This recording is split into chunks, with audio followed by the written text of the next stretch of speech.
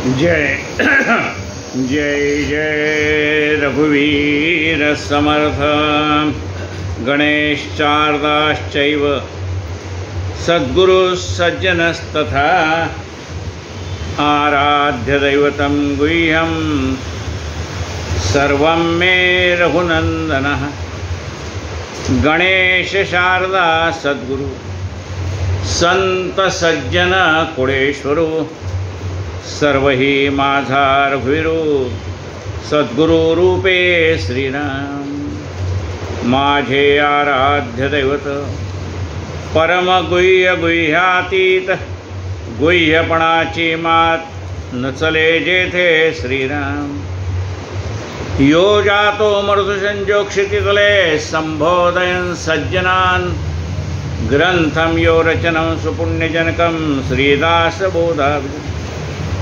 यकीर्त्या पठनेन सर्वविदुषा स्वान्तापहारे सदा सोऽयं मुक्तिकरोक्षितो विजयते श्रीरामदासो गुरुः। शुका सारिखे पूर्ण वैराग्य ज्याचे वसिष्ठा परिज्ञान योगेश्वराचे। कवी वाल्मिका सारिखा मान्य ऐसा नमस्कार माझा सद्गुरु रामदासा। जय जय रघुवीर समर्थ।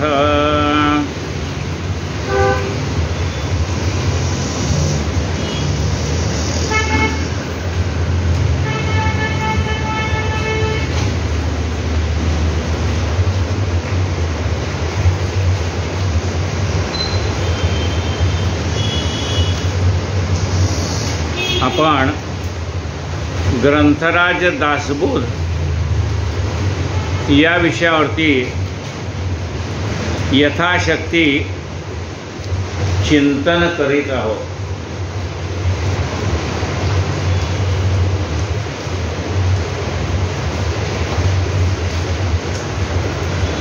काल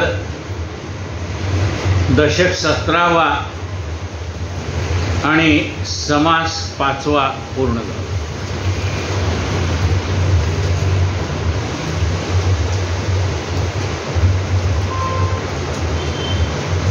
श्रीराम समर्थ श्रीराम। आत्मा देहामध्ये असतो, नाना सुखदुःखे भोगितो, शेवटी शरीर सांडून जातो एकीकडे। आत्मा हा देहामध्ये असतो, त्याला देह धारण का करावा लागतो तर त्याने पहिल्यांदा जो देह धारण केलेला आहे त्या देहाने जी नाना प्रकारची कर्म केलेली आहेत चांगली वाईट ती भोगण्यासाठी पुन्हा पुन्हा जन्म घ्यावा लागतो। म्हणजे दरवेळेला नवीन देह धारण करायचा, केलेल्या कर्माची सगळी फळं भोगायची। मग ह्या देहामध्ये त्यांनी प्रवेश केल्यानंतर त्या आत्म्याला सुखदुःखाचा लाभ कशामुळे तर ह्या देहाच्या सान्निध्यामुळे। जसा वारा आहे त्या वाऱ्याला सुगंधही नाही आणि दुर्गंधही नाही, पण तो जोपर्यंत दुर्गंधीवरनं वाहतोय ना तोपर्यंत त्याला दुर्गंध येतो। म्हणजे जोपर्यंत त्याने ह्या देहाचा आश्रय घेतलाय त्याप्रमाणे दुःख आहे। तो वारा सुगंधावरनं वाहतो त्यावेळेला सगळीकडे सुगंध निर्माण करतो, ते सुखाचं आपलं। पण वाऱ्याला सुगंधही नाही आणि दुर्गंधही नाही, मग तो कशाच्या सान्निध्यामुळे आला तो ज्याप्रमाणे दुर्गंधाच्या सान्निध्यामध्ये गेल्यामुळे किंवा सुगंधाच्या सान्निध्यामुळे आला त्याप्रमाणे आत्म्याला सुख नाही दुःख नाही। पण जेव्हा त्याने ह्या देहाचा आश्रय घेतला तेव्हा त्याला सुख आहे दुःख आहे। आणि सुख दुःख तो हे पंचज्ञानेंद्रिय आणि पंचकर्मेंद्रिय याच्या माध्यमातून भोगतो। डोळ्याच्या माध्यमातून, जिभेच्या माध्यमातून, ह्या सगळ्या शरीराचे जे निरनिराळे अवयव आहेत त्याच्या माध्यमातून तो सुख आणि दुःख याचा अनुभव घेतो। आत्मा देहामध्ये असतो, नाना सुखदुःखे भोगितो, शेवटी शरीर सांडून जातो एकाएकी श्रीराम। शेवटी शरीर सांडून जातं. मग म्हणले पुण्य भोगताना काय, तिथं शरीर कुठलं आलं, स्वर्गात गेले आणि नाना प्रकारची सुखदुःख. आत्मा तर निर्गुण निराकार आहे, मग तिथं त्या कोणत्या देहाच्या आश्रयाने सुख भोगतो, कोणत्या देहाच्या आश्रयाने दुःख भोगतो. म्हणजे नरकात गेल्यानंतर तिथली शरीरामध्ये ती शरीर आहे त्याच्यामध्ये याला पाठवतात आणि त्या शरीरातला जे दुःख भोगावं लागतं ते त्याला त्या तिकडे पुण्यवंत तिथे गेलं की तिथली शरीर आहे त्याच्यामध्ये. म्हणजे जसं एक्सरे काढायला आपण जातो पण तिथं तो एक्सरेवाला काय करतो, तिथलं एक जॅकेट घेतो गळ्यामध्ये का, मग त्याला त्या एक्सरे किरणाचा त्रास होत नाही. तसं तिथे गेल्यानंतर तिथली शरीरं, इथे गेलं की इथली शरीरं. शरीराच्या माध्यमातून सुख दुःख आहे, बाकी त्याला सुख नाही आणि दुःख नाही. आत्मा देहामध्ये असतो, नाना सुखदुःखे भोगितो, शेवटी शरीर सांडून जातो. एकाएकी श्रीराम कसा आला आणि कसा गेला पत्ता लागत. म्हणल्यावर थोडं थांबता का, तो म्हणतो थांबायला वेळ नाही, चला. आत्मा देहामध्ये असतो, सुख दुःखे भोगितो, शेवटी शरीर सांडून जातो. एकीकडे श्रीराम शरीरी शक्ती तारुण्यपणे नाना सुखे भोगी प्राणी, आशक्तता वृद्धपणे दुःखे भोगी श्रीराम. हे शरीर जोपर्यंत ताकदवान आहे तोपर्यंत तो सगळी सुख भोगतो आणि ज्यावेळेला हे शरीर गलितगात्र होतं, आता जोपर्यंत शरीर ताकद आहे नाही तोपर्यंत आपण सगळ्याच्या अंगावर ओरडतो आणि एकदा या शरीरातली ताकद जमली की त्यांनी जिथं बसा म्हणेल तिथं बसतो. इथनं उठायचं नाही, इथं बसा. बघा काय म्हणते, अशक्त होता वृद्धपणे दुःखे भोगी. शरीरातली सगळी शक्ती निघून गेल्यानंतर आपण परत स्वाधीन होतो. मग आपलं जीणं कसं त्यावेळेला आहे, पराधीन जीण आहे. आपल्या घरातली माणसं जशी ठेवतील तसं राहणं. म्हणून मग काय म्हणतो मनुष्य त्यावेळेला, पराधीन जीणे नको करू रामा, ने निजधामा पुरिया. शरीरी शक्ती तारुण्यपणे नाना सुखदुःखे भोगी प्राणी, आशक्त होता वृद्धपणे दुःखे भोगी श्रीराम. मरावे नाहीशी आवडी हातपाय खोडून सोपा प्राण सोडी, नाना दुःखे अवघडी वृद्धपणे श्रीराम. बरं एवढं कोणी विचारत नाही, कुत्रं खात नाही अशी परिस्थिती, कोणी विचारत नाही. गलित गात्र झालाय, जरी हा देह आणखी 20-25 वर्ष राहिला तरी लोकांनी उठून बसायचं आहे आणि झोपवायचं आहे, हाताला धरून चालवायचं आहे. इतक्या ह्या सगळ्या दुःखाचा अनुभव हे शरीर घेत असताना सुद्धा असलं हे अगदी जीर्ण झालेलं शरीर पण त्याला सोडवत नाही. हातपाय खोडून प्राण देतो, म्हणजे त्याला इथनं जावं असं वाटत नाही. हे शरीर आता जीर्ण झालंय, आता या शरीराचं म्हणजे काय, त्याचा प्राण का सुटत नाही, हे देह सोडावा असं त्याला वाटत नाही. का देह सोडावा असं वाटत नाही, तर ह्या देहाने सगळी सुखदुःख भोगलेली आहेत. म्हणून त्याला असं वाटतं की हा माझा देह राहिला पाहिजे, आणि देह राहिला पाहिजे म्हणजे देहाच्या आसक्तीमुळे त्याचा प्राण सुटत नाही. मग सहजगत्या प्राण कोणाचा सुटतो, ज्याची देहाची आसक्ती संपून गेली त्याचा प्राण लगेच सुटतो. देह जाओ अथवा राहो पांडुरंगी पुढं भाव. मरावे ना, कुणाला वाटतं का मरावा म्हणून, आगा मर हा शब्द न साहती. कुणी नुसतं मर म्हणलं तर त्याला राग येतो. आगा मर हा शब्द न साहती. मरावे ना ऐसी आवडी हात पाय खोडून प्राण सोडी, नाना दुःखे अवघडी वृद्धपणे श्रीराम. नाना प्रकारची दुःख या वृद्धपणात आपल्या वाटायला येतात. देह आत्म्याची संगती, त्या आत्म्याचं जोपर्यंत ह्या देहाशी तादात्म्य आहे तोपर्यंत सुख आहे आणि दुःख. देह आत्म्याची संगती काही एक सुख भोगती, चरफड चरफडून जाते देहांतकाळी श्रीराम. ऐसा आत्मा दुःखदायक एकाचे प्राण घेती एक, आणि शेवटी निरर्थक काहीच नाही श्रीराम. इतका आहे त्याला, नुसत्या आपल्या शरीराची आवड नाही तर ह्या शरीराला त्रास देणारी माणसं पण जगात नकोत. त्याचाही खून करायला तो मागे पुढे पाहत नाही. रोज पेपरमध्ये आपण वाचतो जवळच्याच नातेवाईकांनी खून केलं. नवऱ्याने बायकोचा, बायकोने नवऱ्याचा, मुलाने आईवडिलाचा, आईवडिलांनी मुलाचा, हे सगळं म्हणजे कशासाठी? त्या संपत्तीसाठी, पैशासाठी. काय हे नाना प्रकारचं. म्हणजे काय म्हटलंय पहा, ऐसा आत्मा दुःखदायक एकाचे प्राण घेती एक, आणि एवढं सगळं करून आणि शेवटी निरर्थक काहीच नाही श्रीराम. एवढं सगळं लोकांचा जीव घेऊन तुला काय मिळालं बाबा? शेवटी तुलाही जायचंच आहे. ऐसा 2 दिवसाचा भ्रम. किती 2 दिवसाची सत्ता आहे. ऐसा 2 दिवसाचा भ्रम, त्यास म्हणते परब्रह्म. नाना दुःखाचा संभ्रम मानून घेतला श्रीराम. त्याला परब्रह्म म्हणता येत का? नाना सुखदुःखाचा संभ्रम मानून घेतला.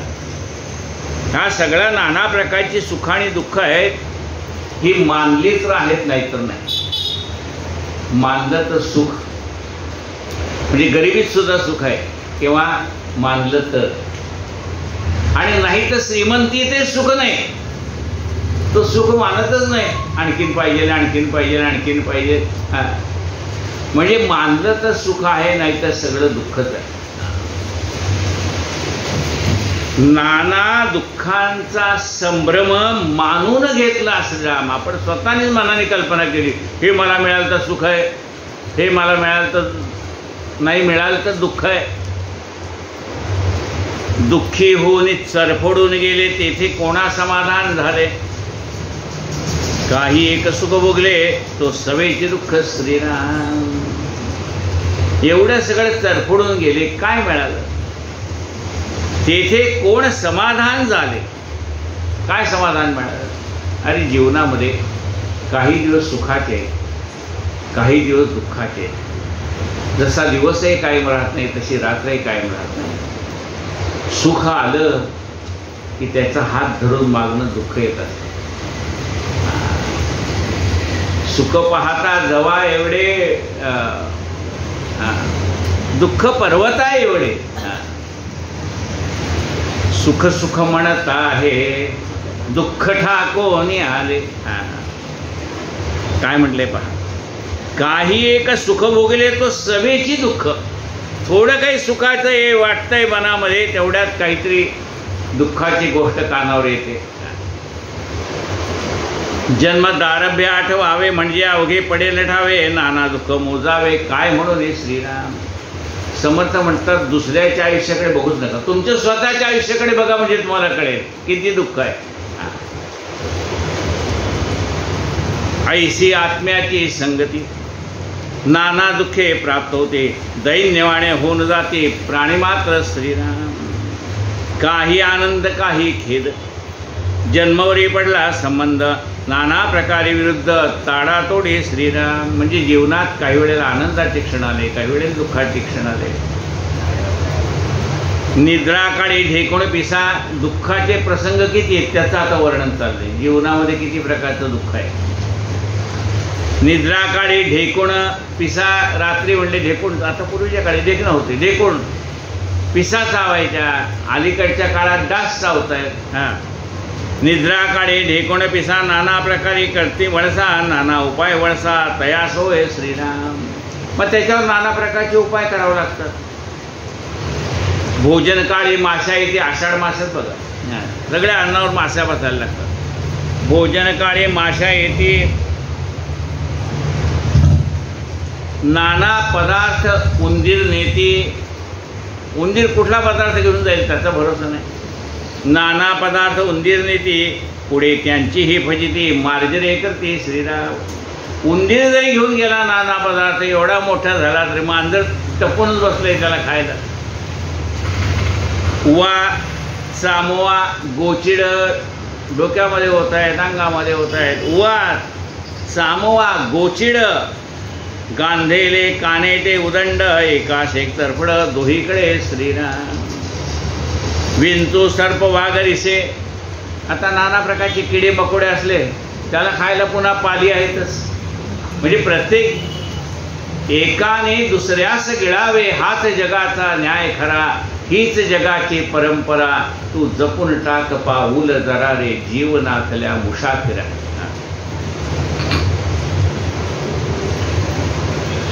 विंचू सर्प वाघरिसे सुसरी लांडगे लांडगे माणसास माणसे परस्परे सुख संतोषे एकही नाही श्रीराम.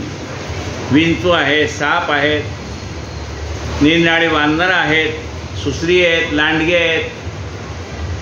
माणसाला त्रास देतात आणि ती आपसात लढतच असतात. की प्राणी जर काय आपसामध्ये त्यांचं मारामारी चालूच. माणसास माणसे परस्परे सुख संतोषी एकही नाही श्रीराम. माणसं माणसाला त्रास देत आहेत. एकमेकाच्या बद्दल आनंद आहे का? नाही. थोडं आपण उठून गेले की आपली निंदा सुरू. म्हणजे समोर आहे तोंडावर स्तुती आहे, आपल्या पाठीमागे निंदा. परस्परे सुख संतोषी एकही नाही श्रीराम. 84 लक्ष उत्पत्ती एकाशे भक्षिती नाना पिढा दुखणी किती म्हणून सांगावे श्रीराम. मोठा मासा लहान माशाला गिळतो असं एकमेकाला खात असतात. मोठा मनुष्य गरीब माणसाला पिळून खातो असं आहे. मी पिळून खातो म्हणजे त्याला त्रास देतो, त्याला द्यायचे तेवढं काही देत नाही. ऐसी अंतरात्म्याची करणी. आता मागे आपण बघितलं की मालकाने ज्यावेळेला नोटाबंदी झाली ना, नोटाची बंडल त्या बंडाला जाळून टाकले म्हणा, गटारीत टाकले म्हणा. आपण तुमच्या हाताखालच्या माणसाला देता आले असते की नाही? नातेवाईकात वाटता आले असते, कुणालाही देता आले असते. पण देण्याची वृत्ती नाही ना, त्याला काय करणार? नाना पिढा दुखणी किती म्हणून सांगावे श्रीराम. ऐसी अंतरात्म्याची करणी नाना जीव दाटले धरणे परस्परे संवारणे एकेकांचे श्रीराम. एकमेकावर टपूनच बसलेला असतो. मला आत्ता बोलला काय, मग बघू बघू म्हणजे तो टपूनच बसला की नाही? बघू म्हणजे कधीतरी बघणारच आहे काय. अखंड रडते तरफडते विवळी विवळो प्राण देते. मूर्ख प्राणी त्यास म्हणते परब्रह्मच. मूर्ख प्राणी त्याला परब्रह्म म्हणतात. तो ह्या जातोय तो ना, मग तो नाही म्हणजे तो परब्रह्म. परब्रह्म कुठला आहे? परब्रह्म जाणार नाही. परब्रह्म कुठं जात नाही, येत नाही. सदा संचला येतना जात काही. परब्रह्म त्याला म्हणायचंय. परब्रह्म जाणार नाही, कोणास दुःख देणार नाही. परब्रह्म कोणास दुःख देणार नाही. परब्रह्म जाणार नाही, कोणास दुःख देणार नाही. स्तुती निंदा दोन्ही नाही. परब्रह्मे श्रीराम. आपल्याला कोणी चांगलं म्हणलं तर बरं वाटतंय, कोणी वाईट निंदा केली तर वाईट वाटतंय. त्या परब्रह्माला काही नाही, त्याची स्तुती करा का निंदा करा. म्हणजे परब्रह्म स्वरूप जो झालेला आहे त्याला सुखही नाही आणि दुःखही नाही. त्याला स्तुती आणि निंदा याची काही पर्वा राही नाही. कोणी चांगलं म्हणा वाईट नाही, त्याला त्याचं काही वाटत नाही. म्हणजे परब्रह्म, त्याला परब्रह्म म्हणायचंय. आमच्याकडे थोडा वेळ आनंद थोडा वेळ दुःख, त्याला परब्रह्म कसं म्हणणार? परब्रह्म म्हणजे काय? चिदानंद रूप शिवोहम शिवोहम. सच्चित आनंद स्वरूप असं जो झालाय तो परब्रह्म आहे. बाकी सगळे सामान्य माणसंच आहे. परब्रह्म जाणार नाही, कोणा दुःख देणार नाही. स्तुती निंदा दोन्ही नाही. परब्रह्मे श्रीराम. उदंड शिव्या दिल्या तितक्या अंतरात्म्यास लागल्या. विचार पाहता प्रत्याला यथातथ्य श्रीराम. कोणाने आपल्या शिव्या दिल्या, कोणाला लागलं त्या अंतरात्म्याला दुःख होतं. आणि काय शिव्या देतोय आपण? मग लगेच शिव्या कसल्या प्रकारच्या होत्या त्या काळात त्या ऐका.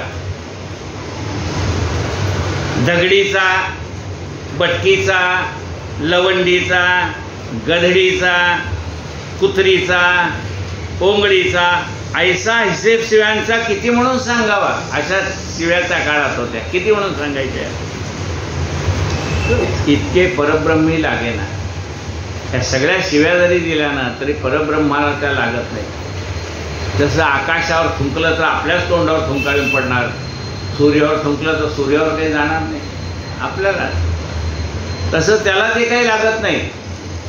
आपल्याला वाईट वाटतं, आपल्याला वाईट वाटतं. अरे बाबा, इतके परब्रह्मी लागेना त्याचे कल्पनाचे चालेना, ताडातोडीचे ज्ञान मानेना कोणी एकाशे श्रीराम. इथे परब्रह्माला हे लागू होत नाही. त्याला स्तुती निंदा दोन्ही सारखे.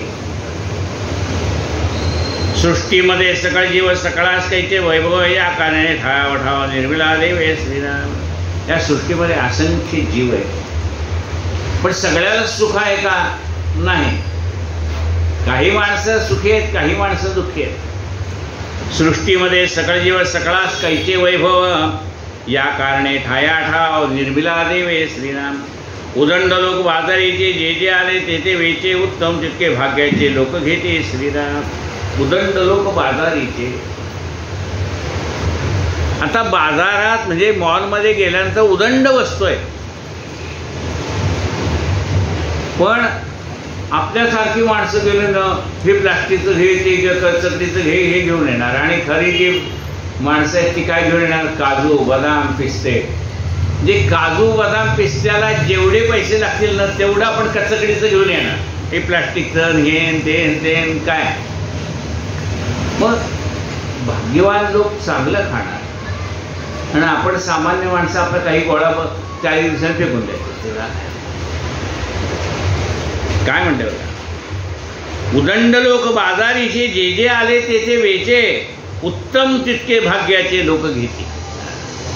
भाग्यवान माणसं त्यातलं चांगलं काय आहे, आपल्याकडे ड्युरेबल काय आहे. आत्ता घेतलं आणि फेकून दिलं असं नाही. थोडं महाग असेल पण चांगलं, मग ते चांगलं घेणार.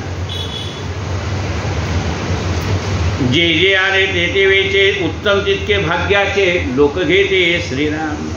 येण्याची न्याय अन्न वसन, येण्याची न्याय देवतार्चन, येण्याची न्याय ब्रह्मज्ञान प्राप्त व्यासारखेच यासारखंच आहे. अन्नदान, अन्न कुठलं घ्यायचं? मग चांगलं क्वालिटीचं घ्यायचं का साधं घ्यायचं? हे सगळं तुम्ही काय घेणार त्याच्यावर अवलंबून आहे. येण्याची न्याय अन्न वसन, कपडे सुद्धा घेताना कसे घ्यायचे? चांगल्या क्वालिटी घ्यायचे, साधे घ्यायचे, काय घ्यायचं हे जे पैसे तेवढेच खर्च होणार आहे. म्हणजे वाटेल ते घेतलं तर त्याच्यात जेवढा समजा 1000 रुपयाचा माल घेतला पण जो सटरपटर घेतला आणि एकाने 1000 रुपयाचाच एकच वस्तू घेतली तीच चांगली. मग अशा रीतीने जो कोणी क्वालिटी घेईल चांगल्या प्रकारचं तर त्याच्याकडे ते चांगलं दिसणारच आहे ना, व्यवहारातही चांगलं दिसणार आहे. येण्याची न्याय अन्न वसन, येण्याची न्याय देवतार्चन. याचप्रमाणे देवाची पूजा आहे. पुणे आपलं गडगड गडगड देवाला पाणी घातलं कसं ठेवलं झालं माझी पूजा. आणि एखादी भक्तिभावाने केली बरं काही काय. पूजा दोघंही करतात, अन्न दोघंही खातात. कारण वचवच वचवच करून खाल्ले आणि कोणी शांतपणे जेवतो. म्हणजे जेवताना तो म्हणतो अजिबात बोलू नका. वदनी कवल घेता नाम घ्या श्रीहरीचे, सहज हवन होते नाम घेता पोकाचे. जीवन करी जीवित्व अन्न हे पूर्ण ब्रह्म, उदर भरण नो हे जाणे. जेवताना सगळं लक्ष त्या अन्नाकडे पाहिजे. त्या आपली बहीण असो, आई असो, मावशी असो, आत्या असो, मुलगी असो, सून असो, तिने मोठ्या कष्टाने ते अन्न बनवलंय. मग त्या अन्नाचा आस्वाद आपण तितक्याच आनंदाने घेतला तर त्या बनवणाऱ्या माणसाला त्याचा आनंद होतो.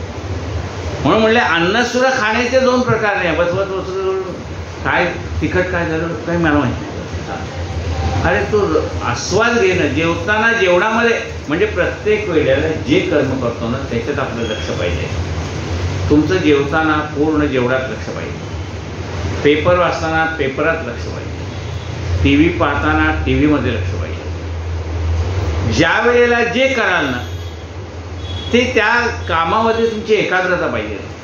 झाडत असताना मग बाकीचा विचार मनात नको. झाडताना झाडण्याचा विचार, भांडी धुताना भांड्याचा विचार, कपाट लावताना जे काही धान्य लावायचं आहे ते त्या वेळेला दुसरा विचार नाही. त्यावेळेला एका वेळेला एकच काम आणि त्याच्यामध्ये सगळं मन. मग दोन्हीत फरक राहणारच आहे. कुणाच्या घरात गेली की शिस्त लगेच कळते. आणि कुणाच्या घरात पसार आहे ते लगेच कळतं. म्हणजे त्या आपल्या घरात असलेल्या वस्तूसुद्धा व्यवस्थित लावून ठेवणं, जिथल्या तिथे ठेवणं, याला महत्त्व आहे. येण्याची न्याय देवताचने, येण्याची न्याय ब्रह्मज्ञान प्राप्तव्यासारखे श्रीराम. तसंच ब्रह्मज्ञान आहे. आता काय वाचायचंय? कोणी म्हणले कोकशास्त्र वाचतं, कोणी काय वाचतं, कोणी पिवळे ग्रंथ वाचतं. म्हणजे पिवळे म्हणजे विषयाला चालना देणारे ग्रंथ वाचतात. आणि काही लोक भगवद्गीता वाचतात, ज्ञानेश्वरी वाचतात, दासबोध वाचतात. तुम्ही जसं वाचाल तसं ज्ञान मिळणार आहे ना. नुसत्या विनोदाच्याच गोष्टी वाचत गेलात, करमणूकच करत गेला तर करमणूक राहणार आहे, आपल्या आयुष्याची करमणूक. पण जर काही तत्वज्ञानात्मक ग्रंथ वाचले, काही विचार चांगले केले, काही आचार चांगले केले तर प्राप्तव्यासारखे जसं तुमच्या नशिबात आहे तसंच मिळणार आहे तुम्हाला. चांगले वाईट संगती आहे. असं आहे, आपण उत्तम प्रकारचं घर शोधू शकतो. म्हणजे काय म्हणले, पूर्व पश्चिम पाहिजे. म्हणजे पश्चिम घर घ्यायचं झालं तर पहिल्यांदा पश्चिमेला खिडक्या पाहिजेतच. म्हणजे पश्चिमेची हवा पाहिजेच. मग त्याने घर घेताना सगळं बघितलं, पश्चिमेची खिडकी आहे चांगली, उत्तर कॉर्नरचं घर घेतलं व्यवस्थित, दोन्ही बाजूने हवा उजेड सगळं येतं. घर तुम्ही चांगल्या क्वालिटी चांगल्या ह्याच्यात घेऊ शकता. पण शेजार कसा असेल तो तुमच्या नशिबाप्रमाणेच तुम्हाला भेटणार आहे. तो आपल्या हातात आहे का? शेजारी आपल्या हातात नाही. घर घेणं आपल्या हातात आहे. घरात सोफा सेट अमुक सगळं आपल्या हातात आहे. पण शेजारी कसा तुमच्या येईल ते तुमच्या हातात नाही. त्याला म्हणतात एखाद्याला चांगलं नशीब, जिथं जाल तिथं शेजारी चांगलेच भेटतं. आणि एखाद्या माणसाला कटकटीत कुठेही जा, कसा भेटणार शेजार ते आपल्या हातात नाही. काय म्हणते पहा, येण्याची न्याय ब्रह्मज्ञान प्राप्तव्यासारखे. जसं तुमचं गोष्ट आहे, प्रारब्ध आहे, तसं तुम्हाला ते मिळणार. प्रयत्न चांगल्या दृष्टीने केले तुमची प्रारब्ध म्हणजे काय, तुम्हाला चांगली सत्संगती मिळाली, चांगली स्वच्छता ठेवणारी माणसं भेटली. आपल्याही म्हणा, आपण जरी आजगळ असलो तरी त्यांचे पाहून आपण स्वच्छता ठेवू शकतो. आपल्याला जरी अभ्यासाची गोडी नसेल तर अभ्यासू मित्र मिळाला तर आपणही अभ्यास करू शकतो. अवघेचे लोक सुखी असते, संसार गोड करून येते, महाराज वैभव व्यक्ती येते, कारण त्यात काय ते श्रीराम. सगळी लोक सुखी आहेत म्हणाले आपापल्या प्रपंचामध्ये. पण राजा राजाचं वैभव भोगतोय आणि हा त्याचं काही दारिद्र्य भोगतोय. त्याच्या प्रारब्धाप्रमाणे म्हणजे त्याच्या मेहनतीप्रमाणे त्याला मिळाले. आता एकाच वडिलांची 4 मुलं आहेत. एखादा मोठा ऐश्वर्यात असतो, गाडी घोडा बंगला अमुक तमुक, आणि एखाद्याला काहीच त्याच्या नशिबात नसतं. त्याला काय म्हणणार आपण? एकाच आई वडिलांची मुलं आहेत, एकाच शाळेत घातलेली आहेत, एकाच ठिकाणचं सगळं. म्हणजे याला जो माहोल आहे तोच त्याला पण आहे. पण एक शिकला आणि एक साधाच राहिला, त्याला पण प्रारब्धाशिवाय दुसरं काय म्हणणार. महाराजे वैभव भोगती, ते करण त्याच काहीचे श्रीराम. जो ज्ञान घेईल, विद्याभ्यास करेल, त्याला मोठेपणा मिळेल. ज्यांनी सगळ्यामध्ये कंटाळाच केलाय त्याला काय मिळणार आहे. महाराजे वैभव भोगती, ते करण त्याच काहीचे श्रीराम. परंतु अंती नाना दुःखे तेथे होते सकट सारखे. पूर्वी भोगली नाना सुखे, या अंती दुःख सोसवे ना श्रीराम. परंतु माणसाच्या वाट किती ज्ञानी असला, ब्रह्मज्ञानी असला, तरी त्याचं मागचं जे प्रारब्ध आहे ते त्याला सुटत नाही. आम्ही लहान होतो त्यावेळेला पंढरपूरला वाळवंटात ज्ञानी माणसाशिवाय म्हणजे अधिकारी पुरुषाशिवाय कोणाच्या समाधान नाही. अधिकारी पुरुष असला तरच त्याला कलेक्टरकडनं परवानगी आणायला. सत्पुरुष असेल तरच त्याला त्याची समाधी घ्यायला, त्याचे काय असेल ते विधी करण्यात तिथे परवानगी, बाकी त्यांचं नाही. मग एकदा आमच्या गावामध्ये असं सत्पुरुष गेले. ही गर्दी म्हणजे बघा, सगळीचे सगळे रस्ते फुल. परत नगर प्रदक्षिणा झाली. आम्ही त्याला शाळेत शिकत होतो, 7वीत 8वीत काहीतरी असं. आणि मग ते सगळं ते मिरवणूक आणले, असं बसवलेलं त्या डोलीमध्ये असं बांधून बसवलेलं. आणि ती सगळी मिरवणूक निघाली. कासार घाटाला आणलं, त्याला काढलं त्याच्यावरनं. आम्हाला लहानपणी उत्सुकता, कारण ते स्मशानभूमीला आम्हाला जाऊ देत नव्हते. इथे जो उपवनच चाललंय ना सगळं, आम्ही आपल्याला बघायला ते कसं ठेवते, काय करते, काय. आता ज्या वेळेला त्या सत्पुरुषाचा देह त्या डोलीतनं बाहेर काढला त्यावेळेला त्याच्या अंगातनं किडे पडले होते. ते तिथे याच्यावर बसलं तिथे पण त्यावेळेला असं वाटलं एवढं पुण्य आहे आणि हे काय याच्या वाट्याला आलेलं आहे. पण जसजसं आपण अभ्यास करत जातो तसं कळतं. ज्ञानी तुम्ही किती झाला तर तुमचं देह प्रारब्ध जे आहे ते तुम्हाला भोगल्याशिवाय सुटका नाही. किती जप करा, किती काही करा, देहाचा प्रारब्ध आहे.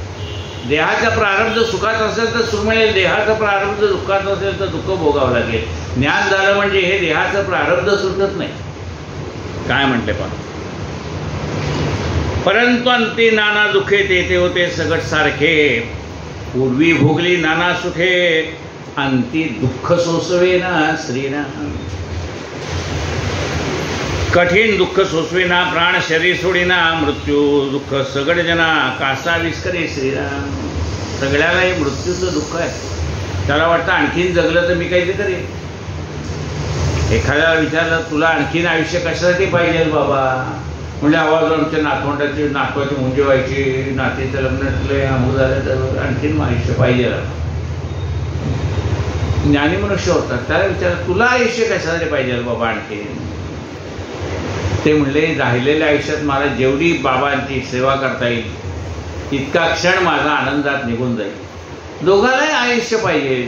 एकाला परमार्थासाठी आयुष्य पाहिजे आणि एकाला प्रपंचासाठी आयुष्य पाहिजे.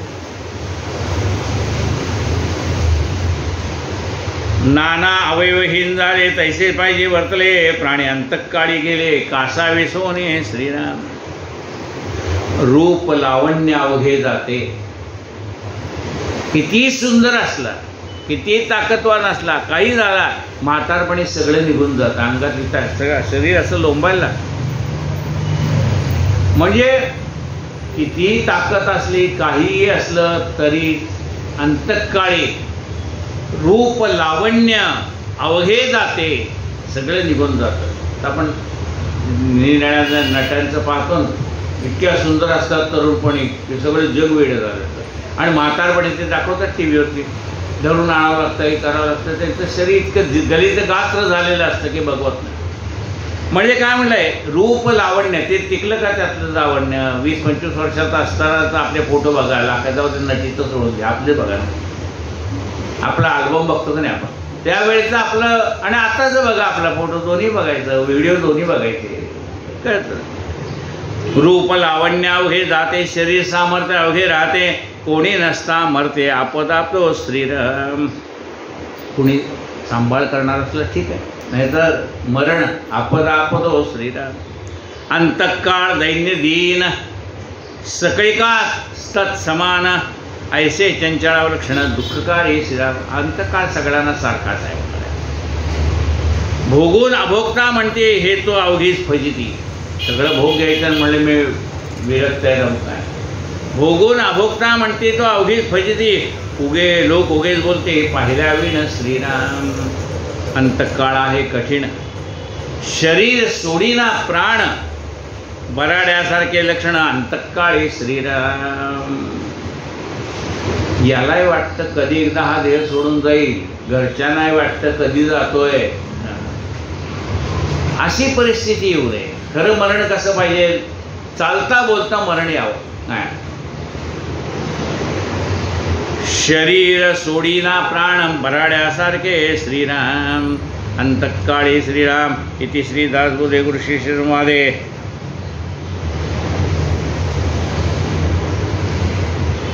देहात्म निरूपण नाम समाजश्रेष्ठ श्रीराम. बराड्यासारखी परिस्थिती म्हणजे भिकाऱ्यासारखी त्याची कशी दयनीय अवस्था असते तशी आपली दयनीय अवस्था म्हातारपणे होते. म्हणजे तो जसा आषाढभूतपणे सगळ्याकडे पाहत असतो. आता 2 मिनिट तर आपल्याशी बोलतील, कोणालाच वेळ नाही याच्याशी बोलायला. हा जसा आषाढभूतपणे जाणाऱ्या येणाऱ्याकडे पाहत असतो ना तसा माता पडलेला. एवढे पाहुणे आले तर असं वाटतं त्यात ते कोणी 2-4 तर आपल्याला भेटायला येते.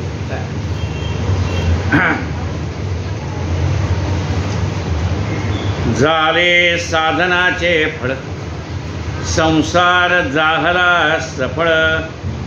निर्गुण ब्रह्मते निश्चळ अंतरी बिंबले श्रीराम। हिसेब झाला मायेचा, झाला निवाडा तत्वांचा, साध्य होता साधनाचा, ठाव नाही श्रीराम। स्वप्ने जे जे देखले ते ते जागृती सुडाले, सहजची अनुर्वाच्य झाले बोलता नये श्रीराम। ऐसे हे विवेके जाणावे, प्रत्येक खुणेस बाणावे, जन्म मृत्यू जाणावे शून्याकार श्रीराम। भक्ताचे निसाभिमाने कृपा केली दाशरथीने, समर्थ कृपेची वचने तो हा दासबोध श्रीराम। 20 दशक दासबोध श्रवणद्वारे घेता शोध, मनन करतास विशद परमार्थोतो श्रीराम। 20 दशक 200 समास साधके पहावे सावकाश, विवर्ता विशेषा विशेष कळो लागे श्रीराम। ग्रंथाचे करावे स्तवन, स्तवनाचे काय प्रयोजन, येथे प्रत्ययास कारण प्रत्ययो पहावा श्रीराम। देहे तवपाचा भूताचा, कर्तात्मा तेथीचा, आणि कवितुरकार मनुष्याचा कशा वर्णे श्रीराम। सकळ करणे जगदीशाचे, आणि कवित्वची काय मनुष्याचे, ऐशा अप्रमाण बोलण्याचे काय घ्यावे श्रीराम। सकळ देहाचा झाडा केला, तत्व समुदाय बुडाला, तेथे कोण्या पदार्थाला आपुले म्हणावे श्रीराम। ऐसी ही विचाराची कामे, उगेच भ्रमो नये भ्रमे, जगदीश्वरे अनुक्रमे सकळ केले श्रीराम। इति श्रीदासबोधे गुरुशिष्यसंवादे विमल ब्रह्मनिरूपणाम समाज श्रीराम समर्थ श्रीराम। जय जय रघुवीर समर्थ। आरती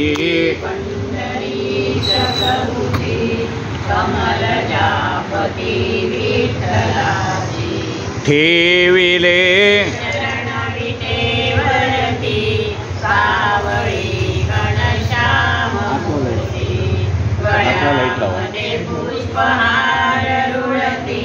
खुले त्यावरी, लाजला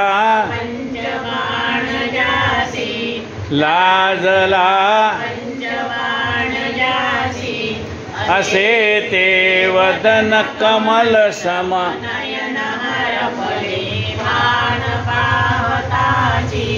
उभी ही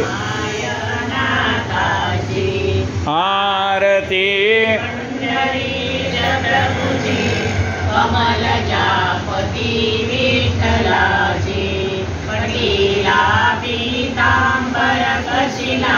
कस्तुरी मितीना,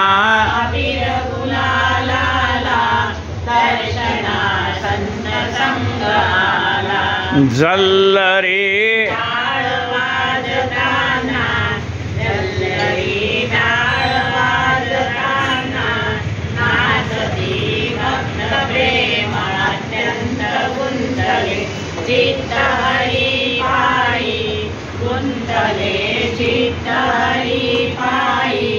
गणूला आरती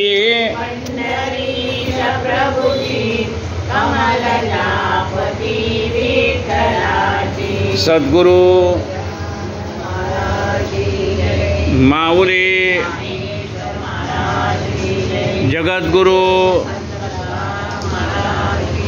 जय जय रघुवीर समर्थ।